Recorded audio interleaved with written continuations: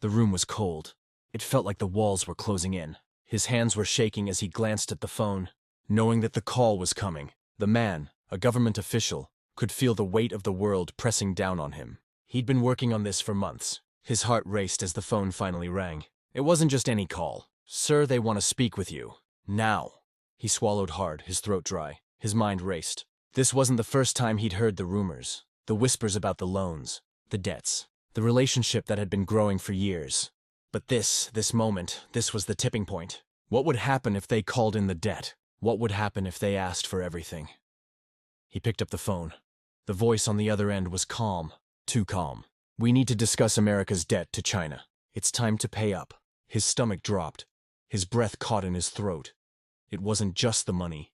It was the power, the control. What if China pulled the plug on everything?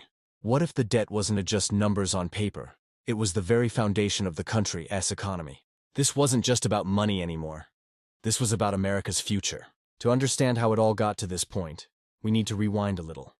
Picture the world in the late 20th century. America is on top. It's the biggest economy in the world, the land of opportunity. People are confident, and the country is at the height of its power. But like any empire, there's a crack in the foundation, something most people don't see coming. Enter China, a sleeping giant. In the 1990s, China begins to grow faster than anyone could have imagined. While America was busy building itself into a consumer paradise, China was quietly building its economy. They had the workforce, they had the factories, and they were ready to take on the world. America, with its ever-growing appetite for goods, saw an opportunity.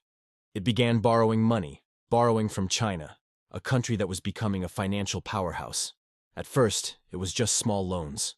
China wanted to buy American debt, and America wanted to borrow more to fund its growing needs. The relationship seemed harmless.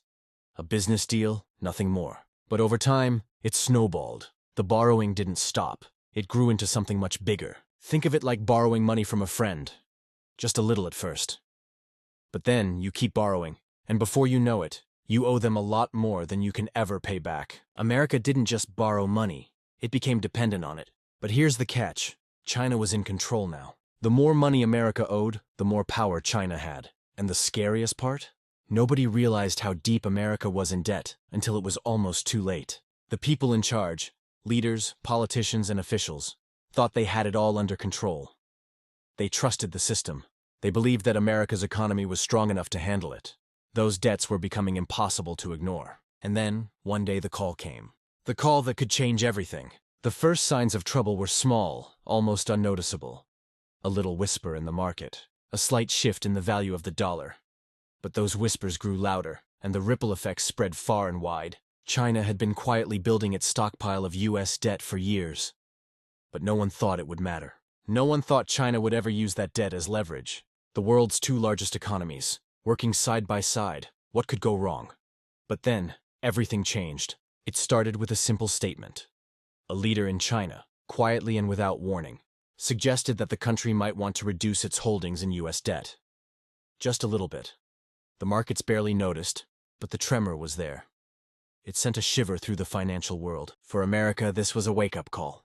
But they were too deep in the hole to do much about it. The debts were piling up, and the need for more borrowing was growing. China wasn't just another lender, they were the biggest. And if they started pulling back, it would send shockwaves through the system. That wasn't the worst part. No, the real danger came when China started to quietly shift its strategy.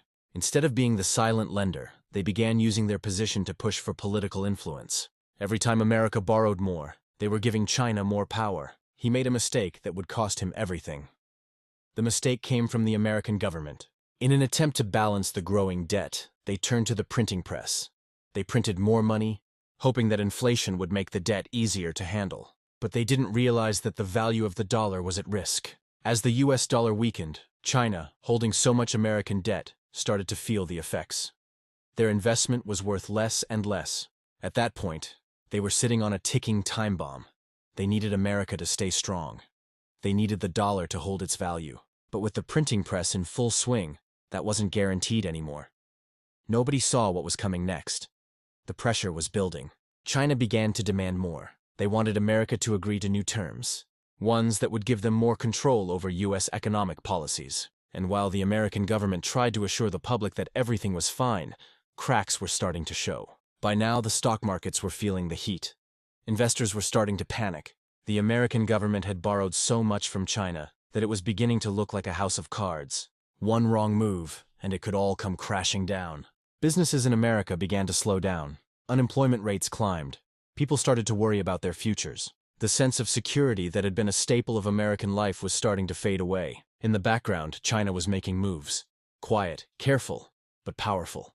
And the pressure was only getting worse. It all came to a head one quiet morning. The markets opened, but something felt off. The usual hum of financial activity was gone. Instead, there was a heavy, almost suffocating silence. People were watching, waiting, and the world could sense that something was about to break. And then it happened. The main event, the explosion, came from a single statement. China, for the first time, announced publicly that it was considering reducing its holdings of U.S. debt drastically. No more secret whispers. No more behind-the-scenes talk. The Chinese government said it outright, without warning. The news spread like wildfire. The markets reacted in an instant. The stock market plummeted. The value of the dollar fell off a cliff. Investors scrambled, panicking as they tried to sell off their assets before everything became worthless. The damage was done. What had been a quiet, creeping problem exploded into full-blown chaos. The noise was deafening. People in the financial world were on the phone, yelling at each other. Bankers were frantically trying to calm the markets, but it was too late. The damage couldn't be undone. The U.S. economy, once the most powerful in the world, was teetering on the edge of collapse. The banks that had once been the lifeblood of America's financial system were failing one after the other. The news channels were flooded with images of empty streets, closed shops, and businesses laying off workers in droves. Meanwhile, the U.S. government scrambled to make a deal, but the trust was gone. The American government had put itself in a position where it couldn't make demands. It could only beg. The debt was so large, and the situation so dire, that any hope of recovery seemed almost impossible. The system had relied too much on borrowing, and now there was no way out. The chaos was like nothing anyone had ever seen. The very relationship that had been built between the U.S. and China, a relationship based on debt, had turned into a weapon. And now China wasn't just a lender anymore. They were the ones with the power. They could pull the strings. They could decide the fate of the American economy. For the American public, it was a nightmare come true. Unemployment soared to record highs. Families struggled to make ends meet. The American dream, the idea that hard work and perseverance could lead to a better life, was suddenly out of reach for millions. The crash wasn't just about the stock market. It wasn't just about money. It was about control. It was about the balance of power. America had borrowed itself into a corner, and now it was paying the price. The dust slowly began to settle, but the world was forever changed.